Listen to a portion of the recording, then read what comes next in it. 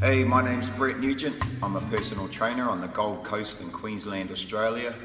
I want to welcome you for jumping on my movement exploration program to hopefully help you explore new movements and maybe push your boundaries of movement if you're currently suffering from arthritis.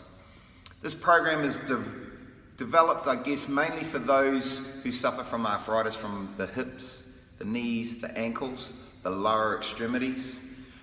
This is really to get you guys moving into spaces you may never normally move because of your restrictive condition.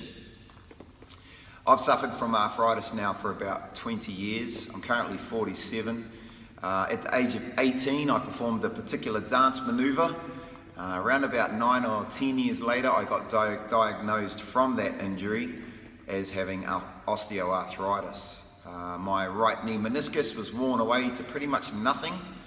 And ever since then I've had to deal with the imbalances that I've created over my time trying to protect that knee. This has obviously caused weaknesses in my right hip as I predominantly take weight and load during exercise or even just standing still, leaning to one side to protect this knee and offload the weight.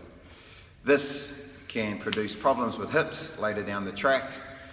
So we want to explore where we can address these imbalances and also get movement happening to the joint so it doesn't become stagnant and we have those tissues receiving no sort of circulation.